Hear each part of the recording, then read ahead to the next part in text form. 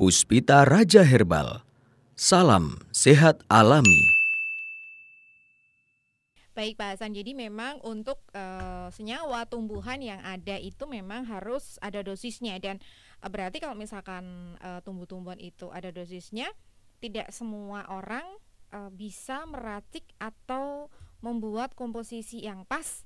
Misalkan nih untuk biasanya kan Bang HS ini menggunakan tidak hanya satu jenis tumbuhan herbal, ada beberapa jenis. Berarti memang harus disesuaikan dengan atau ada komposisinya tersendiri ya Pak ya. Tidak bisa aduh kira-kira karena aku sakitnya misalkan sakit pusing, aku pusing banget terus pas minum jus cabe terus dibanyakin gitu. Nggak bisa ya Pak ya. Jadi memang harus ada dosis tertentu yang memang diformulasikan. Seperti itu Pak Hasan. Betul Mia. Jadi kelebihan dosis itu bisa membuat orang itu sedih, nangis gitu ya. Oke, jadi memang harus pas dosisnya. Harus pas ya. Oke. Sesuatu yang berlebih itu tidak bagus ya, Pak ya? Betul. Mia paham baru sudah ya. Oke. Sesuatu yang berlebih itu tidak bagus ya. Iya. Apalagi berlebihan dalam segala hal, Pak, misalkan? Misalnya apa Mia? Misalnya terlalu curiga, Oh. terlalu tidak percaya, berarti itu berlebihan juga, Pak. Itu nggak Iya. boleh juga sebetulnya. Itu Ya? membuat orang jadi sedih gitu ya. Oke, begitu ya Pak Hasan. Jadi memang kita tidak bisa kemudian kita menemukan tumbuh-tumbuhan ini, jadi kira-kira aja nih daunnya yang banyak kan biar cepat sembuh, itu nggak bisa ya Pak ya? Iya, jadi gini ya, kebanyakan orang dulu kan Mia beranggapan bahwa wah herbal itu tidak berefek gitu kan. Baik. Jadi sebanyak-banyaknya minum juga tidak ada efek sampingnya. Ternyata terlalu lama juga konsumsi herbal bisa mengganggu kesehatan ginjal. Baik, oke. Juga mengganggu kesehatan kulit, mata, Baik. lambung gitu. Oke, jadi Nah, memang terlalu lama mereka menggunakan herbal tanpa dosis baik. atau tanpa tuntunan, maka ini akan merusak organ lainnya. Baik, berarti memang tidak bisa sembarangan. Betul. Itulah kenapa Bang HS atau Pak Hasan itu selalu memberikan dosis berapa lembar, kemudian berapa hari, dan apakah boleh diulang lagi atau enggak, ataukah diganti, itu memang ada disarankan untuk rebusan itu selalu konsultasi ya Pak ya. Betul Mia. Baik. Seingat saya dulu orang dianjurkan untuk konsumsi jamu itu misalnya dari si pemberi rempah. Saya tidak menyebut dia seorang formulator. Saya tidak menyebut seorang herbalis. Baik. Kalau dia ngawur berarti tidak termasuk di duanya ini, bukan herbalis dan bukan formulator. Baik. Berarti orang keberuntungan saja. Nek mari, alhamdulillah nek ara mari memang belum saatnya kan gitu, keberuntungan. Jadi orang coba-coba, orang coba dengan ini sembuh tidak, orang coba dengan ini sembuh tidak, ini orang menjaga keberuntungan. Iseng-iseng gitu ya Iseng-iseng. Pak ya? Baik. Nah ini banyak sekali yang terjadi seperti itu, sehingga orang seperti ini tidak tahu dia akibatnya. Contoh, dia memberi satu kresek, sekali berobat satu kresek. Ini bagaimana Pak untuk memprosesnya? Tinggal dicuci bersih, direbus dengan panci yang besar, diminum sehari 3 kali. Bahkan diingat-ingat gitu ya Pak ya? Terus diingat sampai 1 bulan. Waduh. Itu namanya bukan herbalis, bukan formulator. Baik. Ini orang yang coba-coba. Nek mari ya memang itu sudah saatnya sembuh. Nek tidak sembuh ya memang belum saatnya, katanya begitu. Inilah banyak di Indonesia terjadi, bahwa mereka yang mengaku adalah herbalis, formulator, ternyata mereka hanya abal-abal. Yang sangat saya takutkan kalau ini berkembang pesat, ilmu abal-abal ini, ilmu kepalsuan ini akan merugikan banyak orang. Baik. Dari sekarang saya sudah mulai mencegah Mia.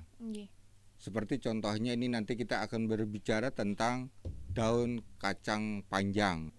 Jadi daun kacang panjang itu ternyata dia mempunyai khasiat-khasiat juga yang luar biasa. Baik. Kemarin ada usulan dari Pak Tupar ya, Pak Tupar ya. Ini kita akan mengarah ke sana Pak Tupar. Ternyata dia mempunyai karbohidrat, protein, lemak, fosfor, kalsium, zat besi, vitamin A, vitamin B1 dan vitamin C. Artinya ini kalau digabungkan dengan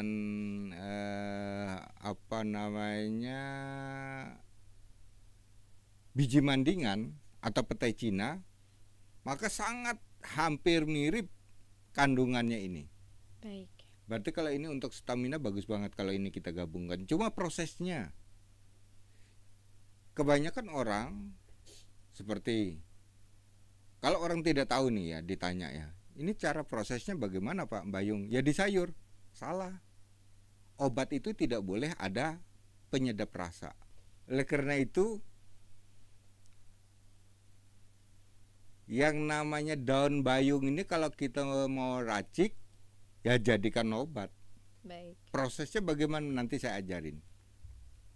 Jadi ini tidak boleh di sayur Ibu ya kalau untuk obat. Jadi kalau sudah di sayur seperti bayam di sayur, ini bukan jadi vitamin Ibu. Karena terkontaminasi dengan senyawa-senyawa kimia lainnya. Seperti penyedap rasa, di situ nanti masih ditambah cabai, apalagi ditambah santan, nah sudah nggak jadi obat. Gitu. Kalau kita melihat saja kandungan dari daun bayung memang luar biasa. Kalau saya melihat dari kandungannya saja, berarti ini bisa untuk kram otot. Berarti bisa untuk capek-capek atau pegal linu. Karena di situ ada vitamin C, vitamin B1 dan zat besi. Bisa untuk stamina loyo. Bisa untuk HB yang rendah. Bisa untuk memperlancar ASI kalau melihat dari kandungannya ya. Nah, bagi mereka juga yang bermasalah pada tulang, misalnya habis patah tulang karena kecelakaan, dia mau konsumsi ini bagus. Tinggal prosesnya aja. Kebanyakan kita tidak tahu diproses. Contoh, daun bayung saya jadikan untuk sakit pinggang. Nah ini ya Bapak ya, mari Bapak catat Pak ya. Obat sakit pinggang saya jadikan 10 lembar daun bayung, dicuci bersih, diremet-remet, rendam di air dulu. Kan prosesnya beda Pak. Ini yang kita ambil dari hijau daunnya. Berarti malah justru diremet dulu. Diremet dulu. Terus lagi direndam. Ambil hijau daunnya.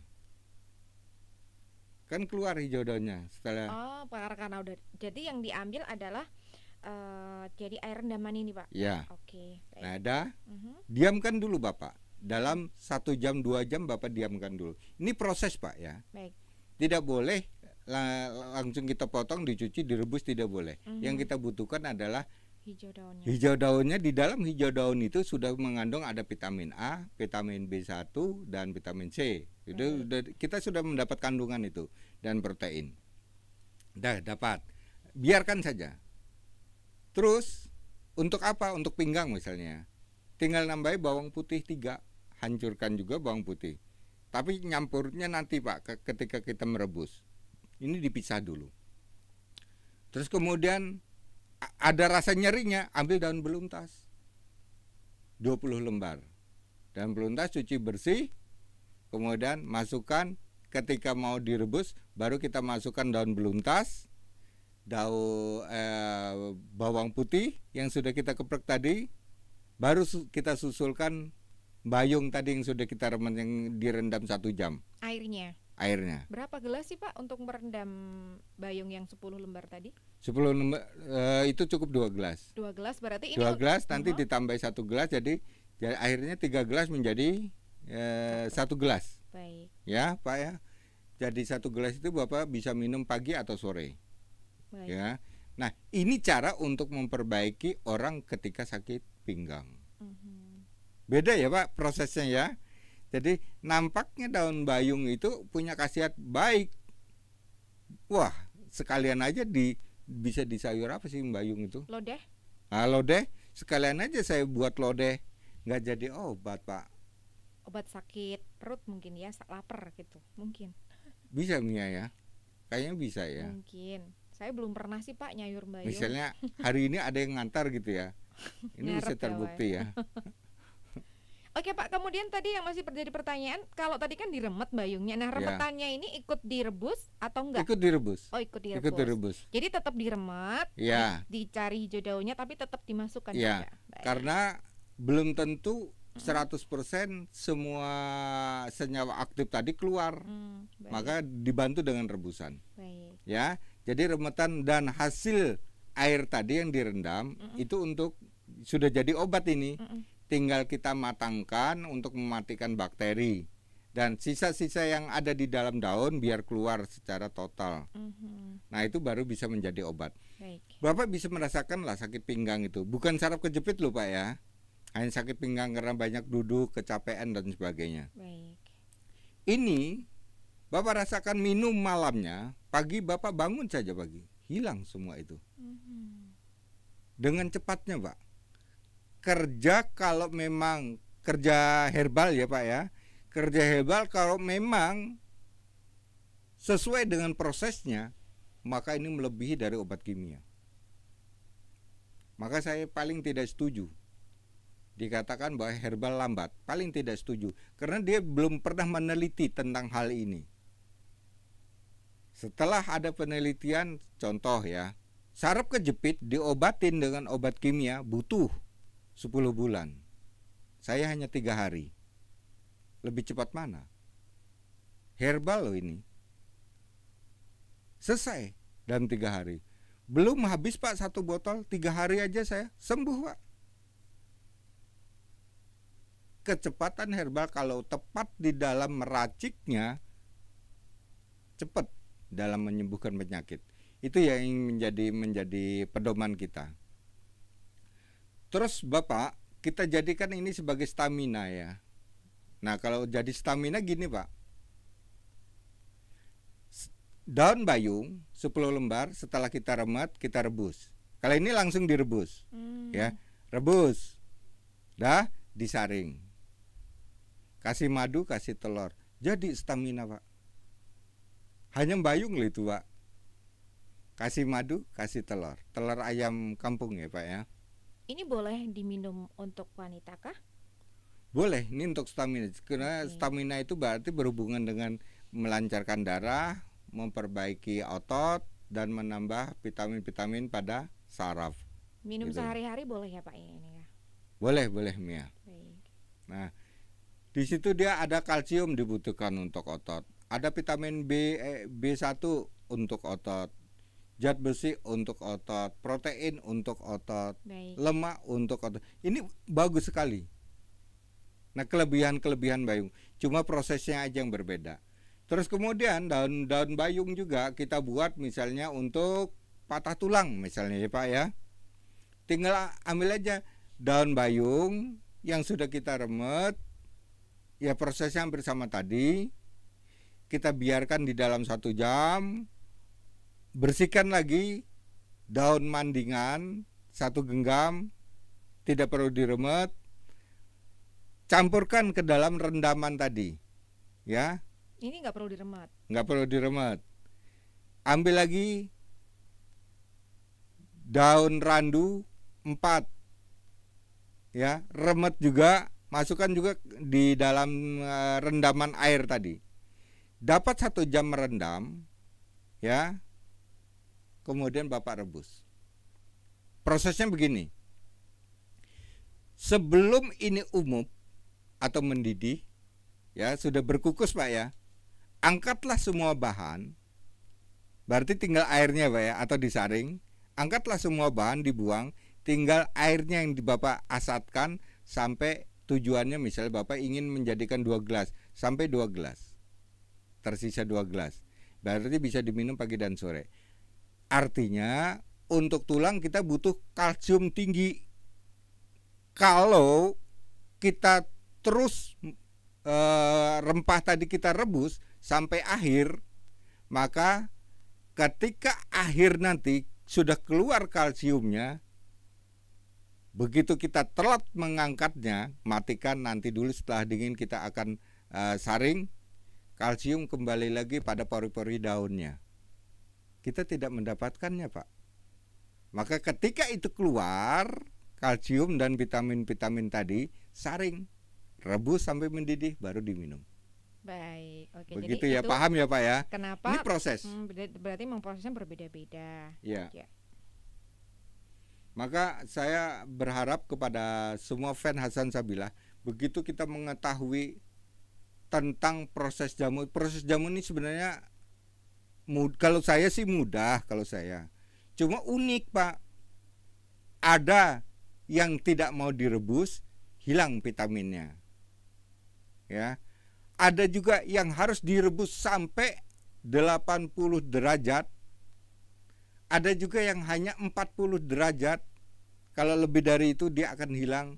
Makanya kalau saya bayangkan ya Pak ya, kalau seorang herbalis ngasih satu kresek, sementara sifat-sifat daun berbeda. Ada yang harus direbus dengan panas tinggi, ada yang tidak mau, ada yang harus dipisahkan hanya diambil hijau daunnya. Perintahnya semua yang dikresek itu rebus, berarti kan dia tidak mengenal sifat daun. Nah, kalau ada kejadian seperti ini tinggal, ini jelas orang tidak benar, orang hanya mencari kekayaan pribadi. Baik. Nah, itulah saya pesan kepada semua fan Hasan Sabilah.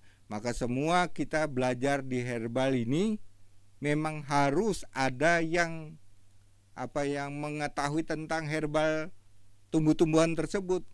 Cara prosesnya, dia telah menguji coba, dia telah mengalami penelitian, ilmunya memang ilmu herbal, memang dia tahu tentang kandungannya. Ya. Jadi tidak semua herbal itu bisa dipahami oleh orang. Baik. Maka saya katakan, ilmu herbal itu tidak bisa diwariskan. Maka kalau ada iklan warisan nenek moyang, saya ketawa. Nenek moyang lu yang mana? Ngajarin aja tidak. Atau bahkan belum pernah ketemu sama sekali Iya, nenek moyang kan? neneknya mungkin belum pernah. Nah ini ketemu ya? kadang nih bohong-bohongan. Dikira resep kuno itu adalah resep yang jitu, bisa mengobati penyakit zaman 100 tahun yang lalu dengan tahun 2021 sangat berbeda. Dulu tidak ada COVID, sekarang ada. Pola makan berbeda ya Pak ya? Pola makan berbeda. Baik. Dulu polusi udara tidak begitu, sekarang semua di mana-mana kita akan menemukan polusi udara. Nah, yang mana resep yang mau digunakan? Kalau dia mengangkat resep itu dari nenek moyang diterapkan pada zaman modern, banyak orang yang tertawa. Tidak bisa lagi digunakan. Karena kita harus menyesuaikan perubahan tahun, perubahan zaman, perubahan peradaban manusia. Manusia sekarang hobi dengan makan daging, berubah resep itu. Manusia banyak makan lemak-lemakan, berubah resep itu. Kalau kita tidak belajar ya susah kita sendiri. Maka ilmu herbal tidak akan putus. Dan ilmu herbal itu saya katakan ini tidak bisa diwariskan tanpa si ahli waris itu dia akan mengetahui tentang kandungan herbal. Itu ya Bapak Ibu ya. Nah, terus kemudian sudah berapa resep tadi yang saya kasih ya? Ada patah 3. tulang. Sudah 3. Ada sakit pinggang, stamina dan patah tulang. 3 resep yang sudah saya berikan dari daun kacang panjang. Kemudian kita akan menjawab pertanyaan dari Bapak dan Ibu lewat WhatsApp dan lewat SMS. Terima kasih dari saya Bang HS. Salam sehat alami. Terima kasih Pak Hasan. Puspita Raja Herbal. Kami tidak kemana-mana, tapi ada di mana-mana.